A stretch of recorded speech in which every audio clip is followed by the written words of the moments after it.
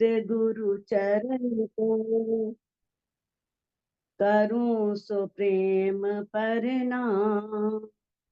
अशुभ हरन मंगल करन, धनी श्री देव चंद्र जी नाम।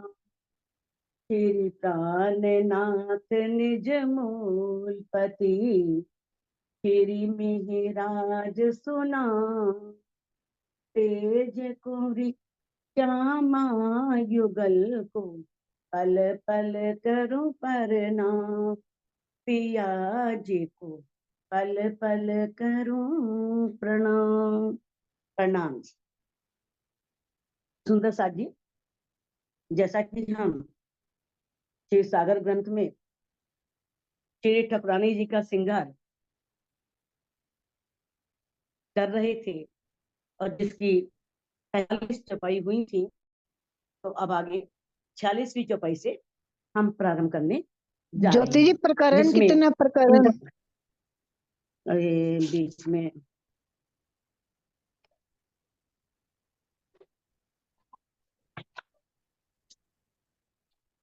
7वां, जिसमें इंद्रावती जी कह रही हैं, कुंदन माहे धरे अति जोत। कुंदन जैसे हेम है सोना, फिर कंचन भी सोने को ही बोलते हैं, यानी कि जो सोने का शुद्ध रूप होता है, और कुंदन भी सोने का ही शुद्ध रूप है। शुद्ध सोने को ही कुंदन बोला जाता है। तो कंचन और कुंदन एक ही बात है। कुंदन माहे धरे अति जोत। अब जो ऊपर बात चल रही थी राखड़ी की, और राखड़ी में माणिक का नग आया था बीच में लाल रंग का।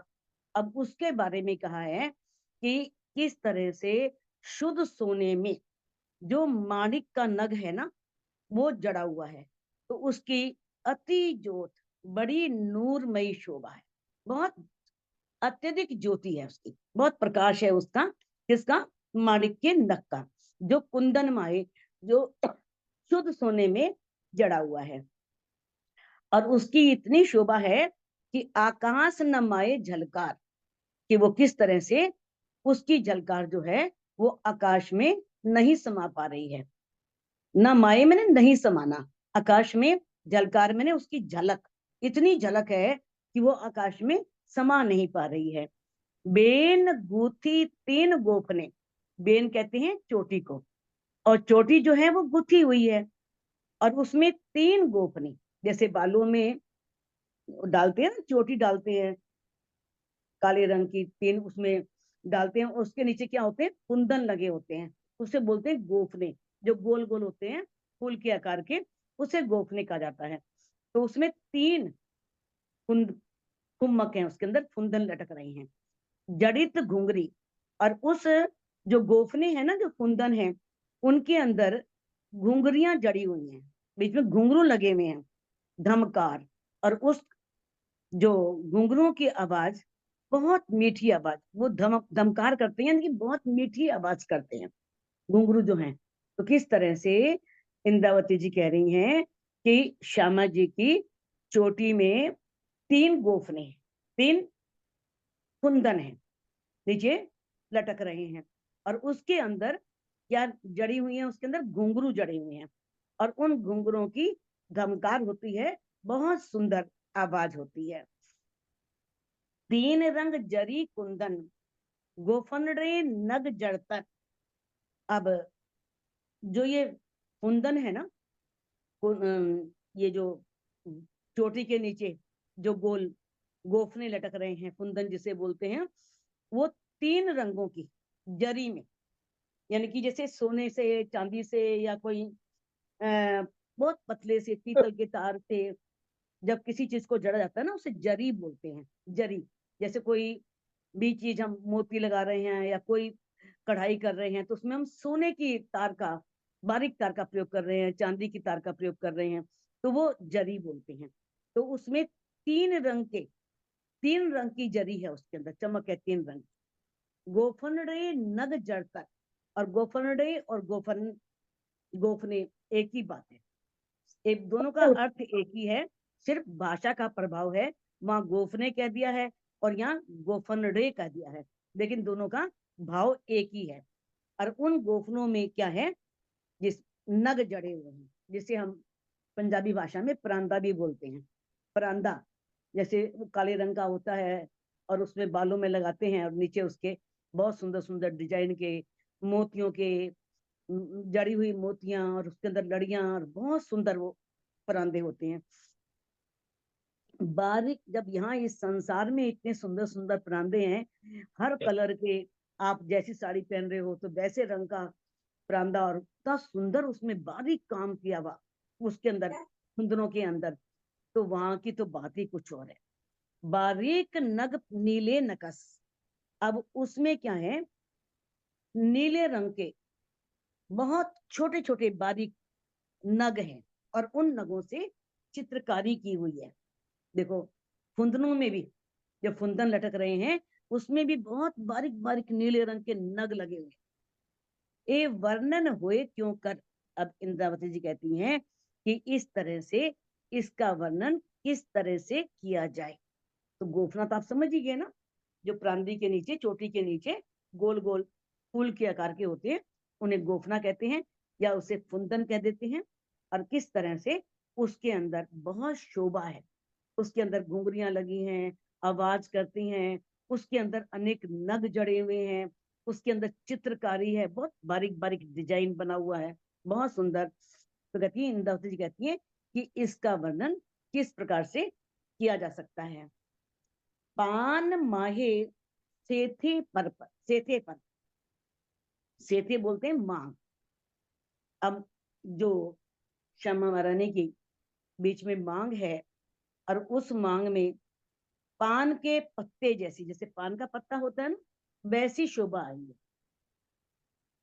उसका मतलब क्या है, जैसे हम माथे में टीका लगाते हैं, पान के पत्ते जैसा सुंदर मांग के अंदर। माहे बेल कांगरी कटाओ, अब उसके अंदर जो पान के आकार का है ना, माथे पर लगा हुआ है, उसमें भी क्या है, बेल बूटियां बनी हैं। अब कांगरी बोलते हैं, जो किनारे पर वर्क किया जाता है उसे कांगरी बोलते हैं। चाहे वो साड़ी के किनारे पर हो, चाहे वो दुपट्टे के किनारे पर हो, या किसी कुर्ते के किनारे पर हो, या पेटीकोट के किनारे पर हो, तो उसे कांगरी बोलते हैं। जैसे पेटीकोट के किनारे पर जो लैस लगाते हैं, कोई बेल बनाते हैं, या कई तरह की, देखो शटल की लैस लगती है, क्रोशे की लैसें लगती हैं, कितनी तरह की, तो वो उसे बोलते हैं कांगरी, जो किनारे पर शोभा की गई है, जो किनारे पर चित्रकारी है, उसे कांगरी बोलते हैं। और कटाव किसे बोलते हैं, जैसे कोई चीज काट करके उसके कोई आकृति बनाई गई हो। देखा है ना, कई बार आपने देखा होगा, साड़ी में भी, या ब्लाउज वगैरह में भी, ब्लाउज के अंदर भी बाजुओं में कैसे कटाव होते हैं, ऐसे ऐसे स्टार कटे हुए टाइप में ऐसे। दीदी, स्टार जैसे। हाँ, वो कटाव होते हैं, और उस कटाव के अंदर भी बहुत बारीक काम किया होता है, इस नहीं, तरह से काट करके बहुत सुंदर उसके अंदर, जैसे हम वो लगाते हैं ना, अपने काज लगाते हैं, इस तरह की कढ़ाई, बारीक बारीक छोटी छोटी बूटियां, तो बहुत सुंदर उसमें काम किया होता है, तो उसे बोलते हैं कटाव, यानी कि एक तरह से उसमें कटाव किया हुआ है। और कांगरी, आप देखो, सोचो कि कैसा वो पान के पत्ते के आकार का आभूषण है, जिसके किनारे पर बारीक बारीक बारीक काम किया हुआ है, और उसके अंदर किस तरह से उस पान के अंदर भी, पान के पत्ते के अंदर भी वो कटाव आया है, इस तरह से उसमें चित्र आया है, कटाव करने से उसे गोल या त्रिकोण, किसी भी आकार में उसे काट करके सुंदर बनाया गया हो। तो बहुत बारीक महीन काम है ये इसका। हारे खजूरी बूटियां, अब जो खजूरे बोलते हैं, खजूरे बोलते हैं लहरीदार, धारीदार, जैसे कोई भी साड़ी है या कुर्ता है या कोई भी काम किया हुआ है, और उसमें ऐसे लहरदार डिजाइन बना, इस तरह से लहरदार, या बीच में धारियां बनी ऐसे धारीदार, तो ऐसे खजूरे बूटियां, ऐसी लहरों वाली बेल बूटों की पंक्तियां हैं, अनेक बेल बूटे बने हुए हैं। मानो के जुगत चढ़ाओ, ऐसा लगता है मानो बड़ी युक्ति पूर्वक किसी बड़े कुशल कारीगर ने बड़ी दिमाग लगा करके बड़े युक्ति पूर्वक उसे जोड़ दिया हो, जबकि किसी ने बनाया नहीं है। ऐसा प्रतीत होता है, ऐसा लगता है कि मानो किसी बहुत, तो राज्य से बड़ा कलाकार कौन होगा, उनसे बड़ा चित्रकार कौन होगा। उन्होंने तो सोचा और चित्र बन गए, अपने आप बन जाते हैं। तो किस तरह से बताया है कि एक एक चीज की कितनी शोभा है, कितना सौंदर्य है, किस प्रकार से। अब सिर पाटली मोती सरे, अब जो राखड़ी है ना, जो सिर में राखड़ी लगी हुई है, तो उसे बांधने के लिए पाटली, पाटली बोलते हैं, पट्टी होती है, एक पट्टी होती है इस तरह से राखड़ी को बांधने के लिए, एक पट्टी।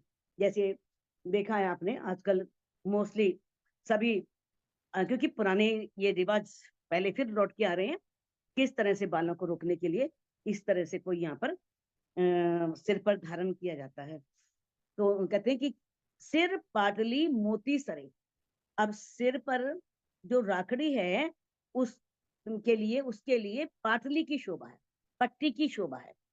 और उस पट्टी में भी क्या है, मोती सरे, मोतियों की लड़ियां हैं।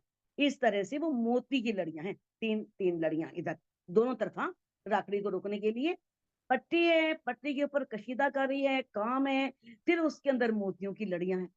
तो कहते हैं हारे खजूरे बूटियां, सॉरी गलत हो गया, ऊपर हो गया, सिर पाटली मोती सरे, राखड़ी जो है, राखड़ी को बांधने के लिए पट्टी की शोभा है, और मोती सरे और मोती की लड़ियां हैं। माहे 5 नग के रंग, अब उसके अंदर भी 5 तरह के रंगों के नग हैं, 5 प्रकार के रंगों के नग उस पट्टी में जड़े हुए हैं। मोती सर से थे लग, नीले पीले लाल श्वेत नग। अब देखो 5 रंग कौन सी आई हैं, एक तो मोती का, मोती क्या हो गया, एक मोती सर, सॉरी मोती की तो लड़ियां हैं, सेथे लग, जो कि मांग के अंदर पूरी ऐसे उस जो पान के आकार का टीका है उसको लगाने के लिए यहाँ पर एक मोती की लड़ी है मांग के अंदर, मोती सर, सेथे लग, सेथे मैंने मांग पर।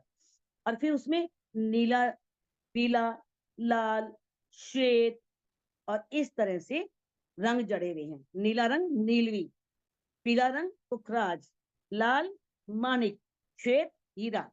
तो नीलवी के, पुखराज के और माणिक के और श्वेत रंग के नग जो हैं उसके अंदर जड़े हुए हैं। तो इतनी सुंदर वो पट्टी है राखड़ी को बांधने के लिए। कैसे उसके अंदर टीके के अंदर भी मोती की लड़ी है, मोती की लड़ी है बहुत सुंदर, और इस तरह से पट्टी के अंदर भी मोती की लड़ियां हैं, और किस तरह से उसके अंदर अनेक तरह के नग जड़े हैं, बहुत बारीक बारीक सुंदर नग जड़े हैं, और वो राखड़ी, और वो राखड़ी को बांधने वाली पाटली बहुत सुंदर शोभा दे रही है। अब यहाँ पर देखो 5 नग बोल दिए थे, लेकिन रंग 4 आए हैं, लेकिन धातु 5 ही है, क्योंकि मोती भी आया है, मोती, नीलवी, पुखराज, माणिक और हीरा, जबकि हीरे का और मोती का रंग सफेद ही होता है। 3 नंगों के फूल बने, आगू सिर पाटली कांगरी। अब 3 नंगों के फूल बने, वो जो 5 प्रकार के बताए थे ना नग, 5 प्रकार के नग से ऐसा नग जड़े हुए हैं कि जैसे फूल की आकृति बन गई है, सुंदर सुंदर छोटे छोटे फूल बने हुए उन नगों से उस पट्टी पर। कहते 3 नगों के फूल बने, ये जो 5 नग बताए हैं ना, उन नगों के फूल बने हुए हैं, फूल की आकृति बनी हुई है। आगू सिर पाटली कांगरी, सिर के आगे पाटली में कांगरी की भी बनावट है। कांगरी जान ही गए आप, मैंने बता ही दिया आपको कांगरी क्या होती है। कांगरी होती है किनारे पर की गई चित्रकारी, पट्टी के किनारे पर भी बहुत सुंदर चित्रकारी, बहुत सुंदर एम्ब्रॉयडरी, कढ़ाई सुंदर की हुई है। नीलवट से ले राखड़ी, बीच लाल रंग लाल मांग भरी। अब माथे से लेकर के राखड़ी तक, माथे से लेकर के यहाँ राखड़ी है ऊपर, राखड़ी तक क्या है, बीच लाल मांग भरी, बीच में लाल रंग की मांग भरी हुई है, लाल सिंदूर से मांग भरी हुई है। अद्भुत शोभा ए बनी, कहूं जो होवे और काहे। कहती ये शोभा बड़ी अद्भुत पड़ी, बड़ी विचित्र है, बड़ी अनोखी शोभा है। कहते अब मैं उसका उदाहरण क्या दूं, दृष्टांत क्या दूं। कहते कहूं जो होवे और काहे, तब मैं उसका दृष्टांत दूं जब ऐसा सौंदर्य मैंने कहीं और देखा हो, ऐसा सौंदर्य कहीं और हो तो मैं उसका उदाहरण दे सकती, नहीं तो मैं उसका उदाहरण, उसका दृष्टांत क्या दूं। ए देखे ही बनत है, कहनी में आवत नाही। कहते हैं तो बस देखते ही बनता है, देखो और उस सौंदर्य को अनुभव करो, अनुभव की चीज है। कहते कहने में नहीं आता, कहने में आवत ना है, कहा नहीं जा सकता। इसीलिए इंद्रावती जी ने कई जगह प्रयोग किया है सपन की बुद्धि का, जबकि अंदर जागृत बुद्धि विराजमान है, खुद जागृत बुद्धि के मालिक, निज बुद्धि के मालिक अंदर विराजमान है, तो उनकी सपन की बुद्धि कैसे हो सकती है। इसलिए कहा है क्योंकि कई बार हम किसी सौंदर्य को देखते हैं तो इतना सुंदर होता है, हम शब्दों में वर्णन करते हैं लेकिन शब्द फीके पड़ जाते हैं, वो सौंदर्य अधिक होता है। तो इसलिए वो कहती है कि मैं, क्योंकि शब्द तो यहीं के है ना, तो वो कहती है कि मैं यहाँ के शब्दों से उस सौंदर्य का वर्णन नहीं कर सकती। बेनी गूथी एक भात सो, पीठ गोर ऊपर लहकत। बेनी गुथी चोटी जो है वो इस प्रकार से, बालों की चोटी बड़े एक भाग सो, बड़े विचित्र तरीके से, अलग ही तरीके से गुथी हुई है, वो सुंदर गुथी हुई है, और गोरी गोरी पीठ पर वो लहरा रही है। इंद्रावती जी कह रही है कि श्यामा जी की जो पीठ है बहुत गोरी है, श्वेत उज्ज्वल की, और उस पीठ पर वो चोटी लहरा रही है। देत दिखाई साड़ी मिने, फिरती घुंघड़ी घम धमकत। अब वो साड़ी इतनी महीन है, सिंदूरिया रंग की साड़ी है, इतनी बारीक साड़ी है कि उस साड़ी में से वो पीठ भी दिखाई दे रही है और चोटी भी दिखाई दे रही है, चोटी के अंदर गोफने भी दिखाई दे रहे हैं, और गोफनों में जो घुंघरियां, फिरती घुंघड़ी धमकत, जो घुंघरियां हैं वो किस तरह से जब वो ऐसे हिलती हैं, हिलाती हैं, तो घुंघरियां बजती हैं और वो आवाज करती हैं, तो बड़ी मधुर ध्वनि निकलती है। तो किस प्रकार से उनकी चोटी की शोभा बताई गई है कि चोटी में गोफने जो हैं किस प्रकार से सुंदर आवाज करते हैं, क्योंकि उनके अंदर घुंघरियां लगी हुई हैं। तो उनकी जो चोटी है वो किस तरह से गोरी पीठ पर, काले रंग की चोटी है तो गोरे पीठ पर किस तरह से लहरा रही है। चोली के बंद चारों बंदी, चोली कहते हैं ब्लाउज, अब ब्लाउज के अंदर चार बंद हैं, बंद डोरी होती है जिससे बांधा जाता है, पीछे से बांधते हैं, तो ब्लाउज में चार बंद हैं जो शोभित पीठ ऊपर, जो पीठ पर बंधे हुए बहुत सुशोभित हो रहे हैं। वो साधारण डोरियां नहीं है, वो डोरियां ही इतनी सुंदर हैं, रेशम की बनी हुई और अनेक झलकार लिए हुए, और उसमें अनेक तरह के नग जड़े हुए हैं। तो डोरी जो है वो किस तरह से पीठ के ऊपर सुशोभित हो रही है, जो जिससे उनका ब्लाउज बंधा हुआ है। झलकत फुंदन चोली कांगरी, अब लटकने वाले जो फुंदन है और कांगरी है, शोभा देखत साड़ी अंदर।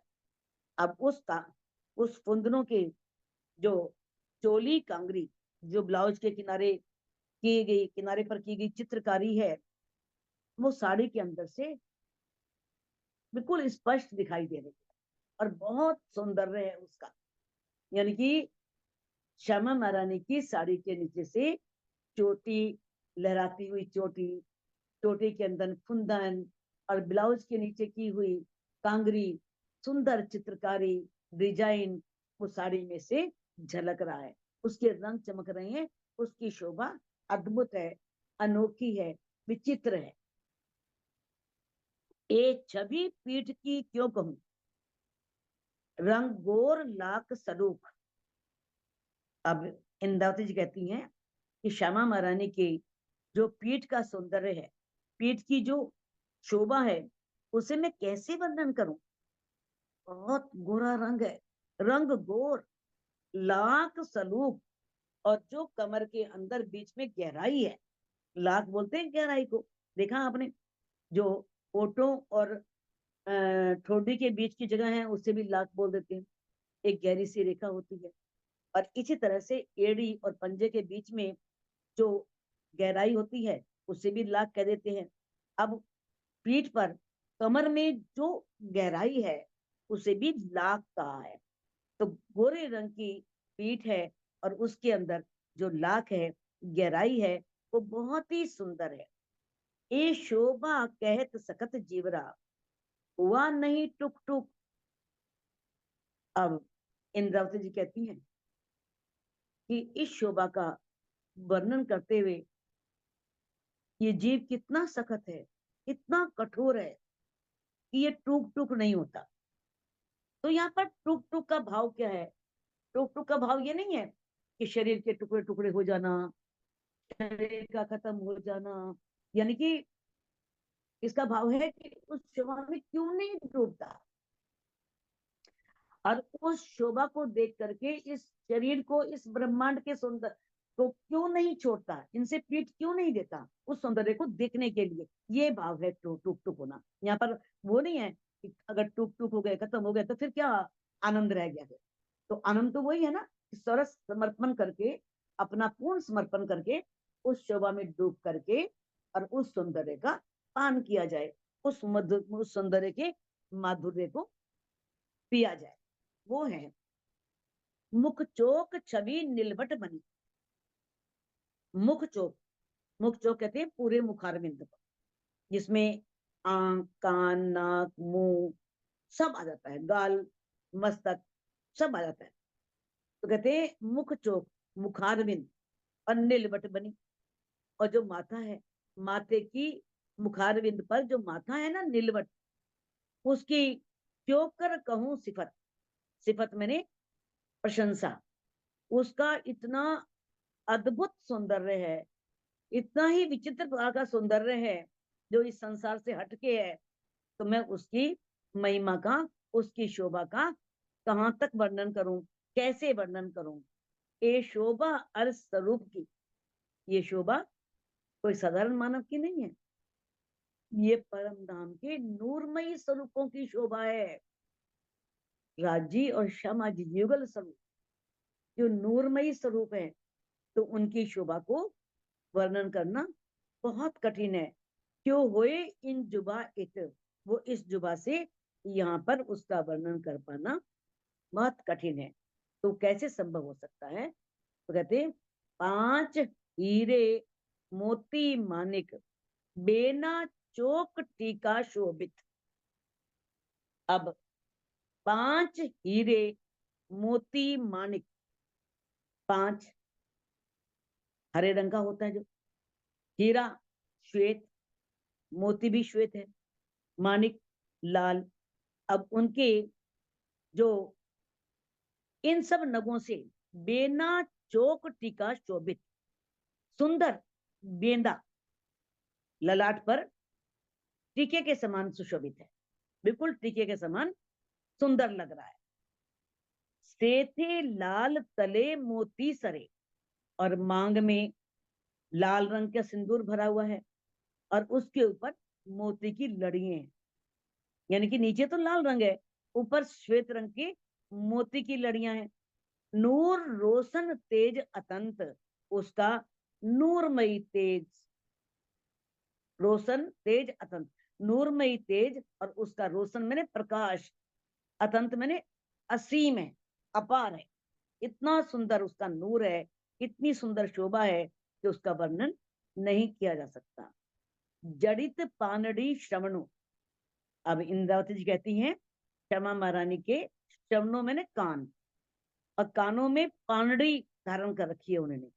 पानड़ी जानती हो ना, जो कान के ऊपर आती है, बहुत सुंदर, बिल्कुल कान के आकार की होती है, इस तरह से वो पानड़ी होती है जो कानों में पहनते हैं। और नीचे उसके अंदर झाले होते हैं, झुमके बोल दो, बालियां बोल दो, कुछ भी। तो कहते जड़ित पानड़ी श्रवणों, कानों में पानड़ी धारण कर रखी है, लरे लाल मोती लटकत। अब उसमें लाल मोती, लाल मैंने माणिक, और मोती की लड़ियां लटक रही हैं। इतनी सुंदर वो पानड़ी है कि उस पानड़ी में माणिक की और मोती की लड़ियां उसके अंदर लटक रही हैं। ए जरी जोत कहीं ना जावे, जिसमें जो माणिक है और मोती है ना, वो सोने के तार से जड़े हुए, उसमें नग लटक रहे हैं माणिक के और मोती के। मोती जो है वो किस तरह से सोने के तार से, जरी मैंने सोने के तार से जड़े हुए लटक रहे हैं। 5 नग झलकत, अब उसका इतना प्रकाश है कि पानड़ी में 5 नग जड़े हुए हैं, जिसकी आभा अलौकिक है, अद्वितीय है। उसका वर्णन करना बहुत मुश्किल है, क्योंकि उसकी झलकार, उसमें से जो तरंगे निकल रही हैं, अनेक रंगों की झलक निकल रही है, वो विचित्र है, अद्भुत है। काजल रेखा तो कहूं, जो होए सुपन के नैन। अब इंद्रावती जी कहती हैं श्यामा महारानी के आंखों में काजल लगा हुआ है, नहीं, कहते काजल रेखा, काजल की रेखा का तो तब वर्णन करूं यदि सपन के नेत्र हो तो। वो तो खुद ही इतने सुंदर है, बिल्कुल बड़ी बड़ी पलकें, भौएं, बिल्कुल काले रंग की। तो कहते श्यामा जी के नेत्रों में जो काजल है ना, काजल की रेखा का वर्णन तब किया जाए ना जब सपन के नेत्र हो तो। वो तो नूरमयी स्वरूप के नेत्र हैं, नूरमयी नेत्र हैं।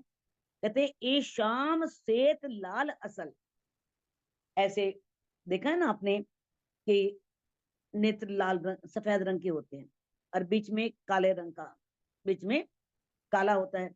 तो काले और सफेद में लाल असल, एक लालगी दिखाई दे रही है। ये लालगी प्रेम का प्रतीक होती है, लालिमा ये प्रेम का प्रतीक है। जो प्रेम में डूबे होते हैं तो कहते हैं उनकी आंखें थोड़ी थोड़ी लाल रहती हैं। तो जो क्षमा महारानी है, जो आनंद के स्वरूप, जिनके आनंद के स्वरूप है जो श्यामा महारानी, तो उनके नेत्र ब्रह्म सृष्टियों के लिए हमेशा क्या करते हैं, आनंद ही बरसाते हैं, खुशियां ही बरसाते हैं, हमेशा सुखकारी है।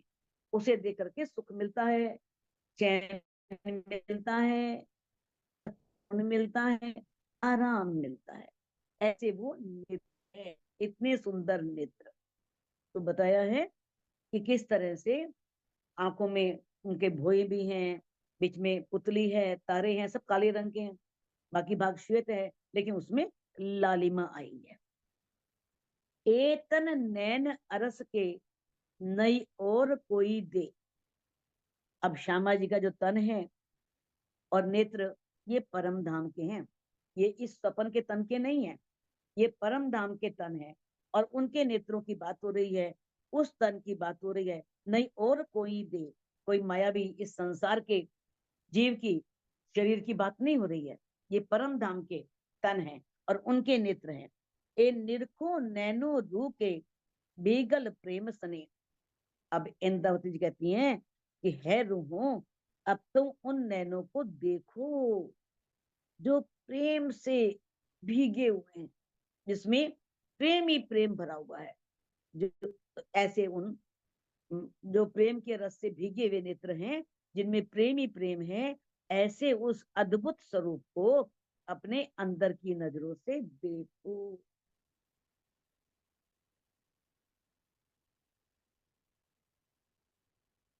अब बताया, देखो जैसे स्वर्ग है, बैकुंठ है, वहां पर जो शरीर होते हैं ना, वो किस तरह से बहुत प्रकाशमयी होते हैं, प्रकाश वाले होते हैं। तो कोई भी दिव्य स्वरूप धारण कर लेते हैं, कोई भी अलौकिक अलौकिक दिव्य अद्भुत कोई भी विचित्र स्वरूप वो धारण कर लेते हैं। लेकिन ये सारे शरीर कैसे हैं, ये माया से बनी और ये काल के अधीन है। लेकिन परम धाम के जो हैं, वो जो तन है, वो अक्षरातीत का अंग है, वो नूरमयी है, वो साक्षात ब्रह्म का स्वरूप है। तो सपन में भी कभी भी इनकी तुलना माया के तनों से नहीं की जा सकती, जबकि माया के तन भी जो बैकुंठ के हैं, स्वर्ग में देखो किस तरह से वर्णन आता है देवी देवताओं का, देवियों का, कैसे सुंदर सुंदर हैं, बहुत सौंदर्य का उनका वर्णन होता है इस तरह से बैकुंठ में भी। लेकिन फिर भी कहते हैं कि उनकी तुलना उनसे नहीं की जा सकती, क्योंकि वो ब्रह्म स्वरूप है, पूर्ण ब्रह्म परमात्मा का अंग है, अक्षरातीत का वो अंग है। तो उनकी तुलना यहाँ के संसार के किसी भी उससे नहीं की जा सकती। नैन तीखे अति अनियारे, इंद्रावती जी कहती हैं श्यामा जी के नेत्र कैसे हैं, तीखे, बहुत तीखे हैं, नुकीले, अति अनियारे और तिरछे नेत्र। तिरछे नेत्र भी सौंदर्य का प्रतीक होते हैं। राज्य के भी यही आया था, तीखे और अनियारे। सेम वही शोभा तो है जैसे राज्य की है, वही श्यामा रानी की। थोड़ा सा आभूषणों में थोड़ा सा परिवर्तन है, जैसे मांग में टीका है, कानों में पानड़ी है, बाले तो राज्य ने ही पहने हुए हैं, लेकिन इनमें पानड़ी है, पानड़ी के नीचे झाले हैं, झुमके हैं। तो इस तरह से थोड़ी आभूषण में परिवर्तन है, बाकी जो शोभा है वो सेम वैसी है। नैन वैसी नुकीले हैं, तिरछे नेत्र, बांके नेत्र जिसे बोलते हैं। राखी सखी ये छवि कही ना जाए, है सखियों, ये छवि कही ना जाए, इस छवि का वर्णन नहीं किया जा सकता। ये इतनी सुंदर शोभा है, इतना सौंदर्य है कि उस सौंदर्य का वर्णन करना बहुत मुश्किल है।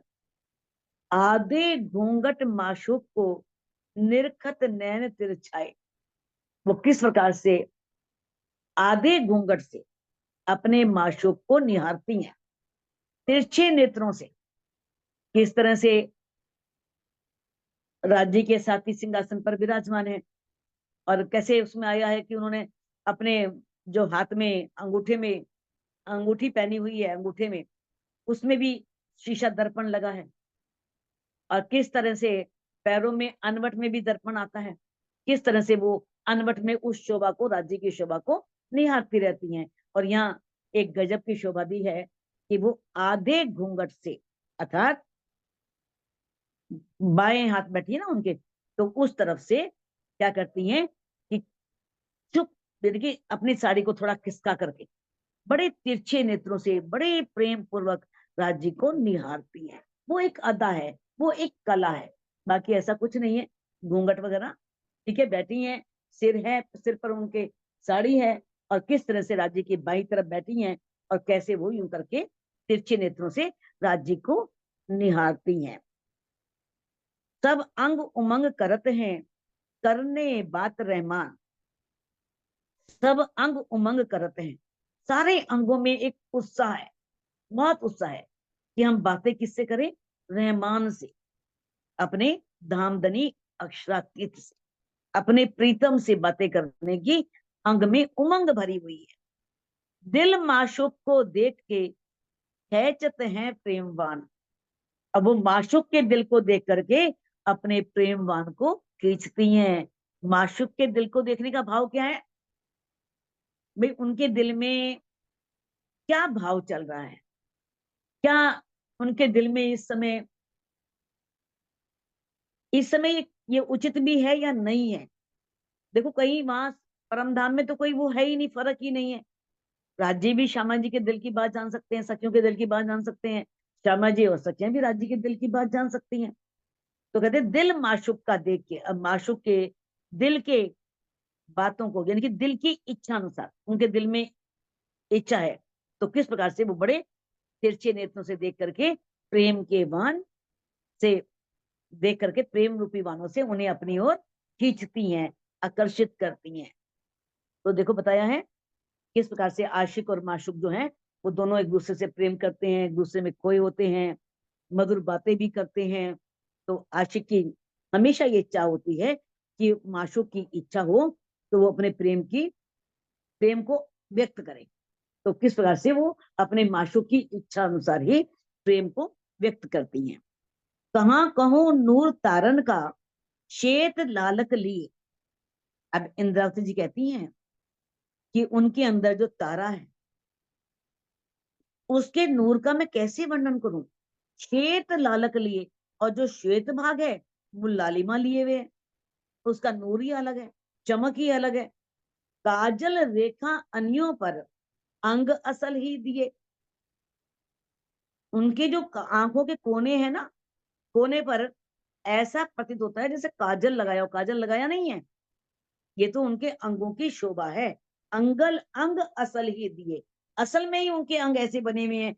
ऐसा प्रतीत होता है कि उनके आंखों के कोने में काजल की रेखा लगी है, जबकि काजल की रेखा लगी नहीं है। अन्यों मैंने आंख के कोरों पर, कोनों पर, जो कोर होती है ना लास्ट में किनारा, उस पर।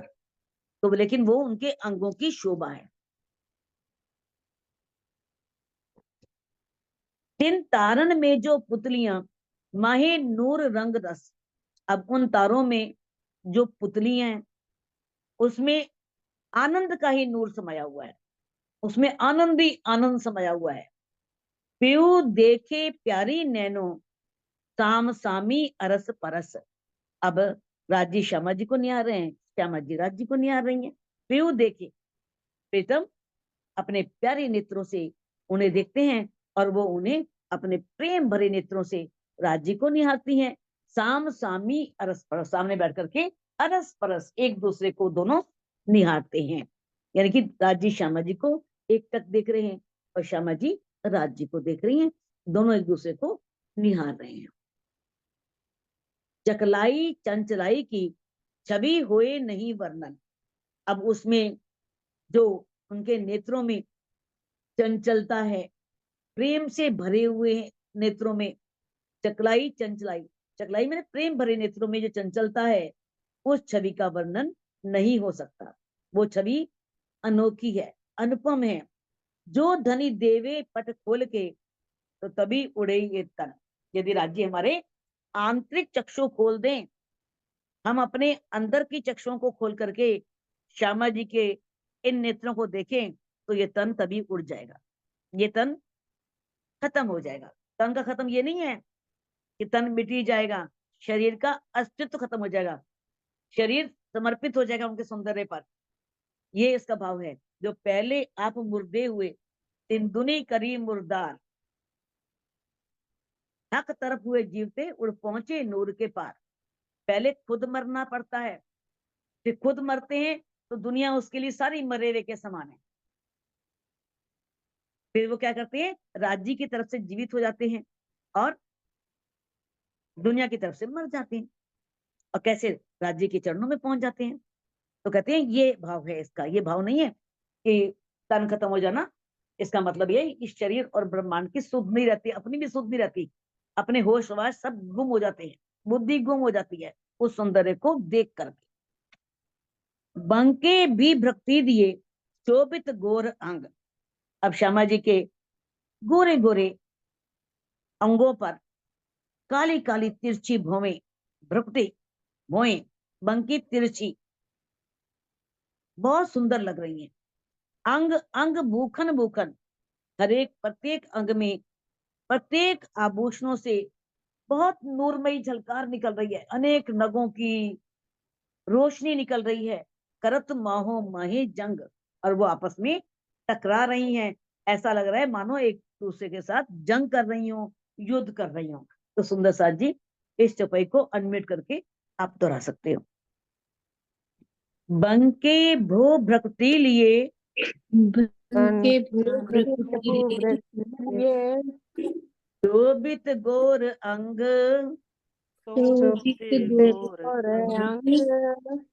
अंग अंग भूखन भूखन,